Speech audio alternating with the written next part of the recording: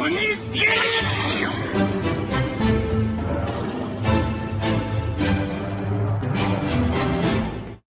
it going, everybody? Welcome to the channel. As always, if you enjoyed today's video, don't forget to hit that like and subscribe. It helps out, means a ton. You guys get plenty of fun stuff. So, getting right into it today, we're picking up where we left off last week with Kafka saying, I am Kafka Hibino, not Kaiju number 8, and he then proceeds to fall flat on his face.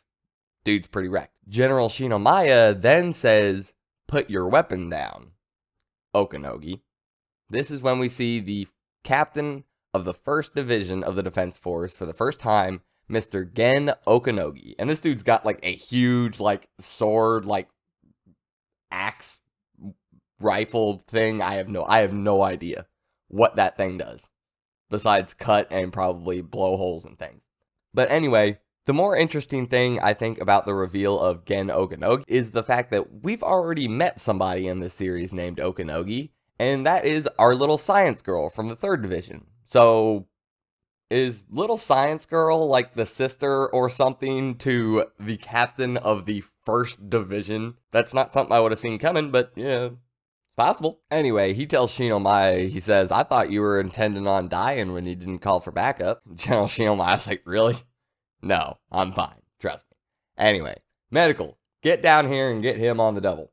So, they come down, get Kafka, take him away. We cut to a little bit later, and we have Shinomiya sitting around the table with all the old heads again. This is when Shinomiya makes the decision that, yes, we are going to use Kafka as a weapon to help the Defense Force, but we are going to do that without disposal. So yes, Kafka has officially done it. Kafka has officially won his freedom. I don't think it was specifically stated that he's going to go back with the 3rd Division, but I see no reason why he wouldn't go back to the 3rd Division specifically. But yes, so, hooray, hurrah!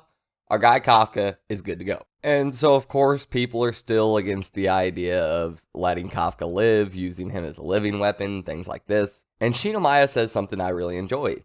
Shinomiya says, the fact of the matter is that he has been working with the 3rd Division for months now, nothing's happened, and on top of all of that, even if we were to convert him, there's a chance that he would just stay on cold storage like number 6. 1, we know we got a number 6 weapon just sitting back there waiting for somebody to be used. And now we're stretching a little bit, but he said on cold storage. Now I know that's just a phrase and terminology, like it's not specific, but who uses cold stuff in this series? Mr. Reno Ichikawa, I'm looking at you with your ice bullets, cold storage. I'm picking up these little things.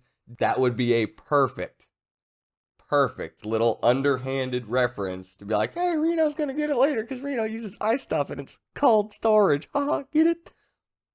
I'm just saying. So yeah, Reno's gonna get number 6 sooner or later. And going back to the original point, Shinomiya is saying there's a chance that even if we turn number 8 into weapons, we won't be able to use those anyway. And on top of that, the fact of the matter is, he's already been working with us, with the 3rd Division, for months now. I love seeing people say stuff like this, because in every superhero movie, every anime or manga, or just sitcom TV show, you almost always see people skipping over the facts of the matter. That is a phrase that is said far too little in entertainment. The fact of the matter is, everybody just goes with feelings and fears and, what we gotta do just in case. Nobody's like, alright, the fact of the matter is, this, and this. Alright, those are all the facts. What do those point to? Alright, that's what we got. People don't do that enough in anime, manga, entertainment in general, comic book movies. People don't look at the facts of the matter and be like, alright, yeah, this is how we should go. Every time there's an unknown, everybody's just like, nope, kill it with fire. Shinomiya's like, no. I looked at the facts. I did a little fact checking. By fact checking, I mean superpowered boxing match. But we're good. So, yeah, I thoroughly enjoyed that from Shinomiya. They still keep pushing him back, saying we still don't agree. There's still no precedence for this. And he snaps back again. He goes, precedents mean absolutely nothing in the face of this country and this country's defenses. It goes, I hope you all remember when Kaiju number 6 killed over 200 officers and 3 captains. That's a big deal. 3 whole captains for one Kaiju. And this is when the bald guy pops in and he's like, yeah, and your wife was one of them. I'm sure this was just there for the offer to just lay it on the table, make it real simple for all of the readers. Like, hey, this is when Shinomiya's wife died. This is when Kikuru's mom died against Kaiju number 6. Just so we have a reference point of exactly how much that incident meant. But with that being out of the way and not looking at that line as something that author had to throw in there for people, is that bald dude trying to die? Like, props to him. Props to him that he's just gonna straight up be like, yeah, it's when your wife died too. Looking Shinomiya straight in the face. Like, shut up, Bill. Are you trying to get him pissed off at us again? Do you remember what happened last time, Bill? When Dave mentioned his wife? You remember? Yeah. Dave doesn't work here no more. Shh. Come on, Bill.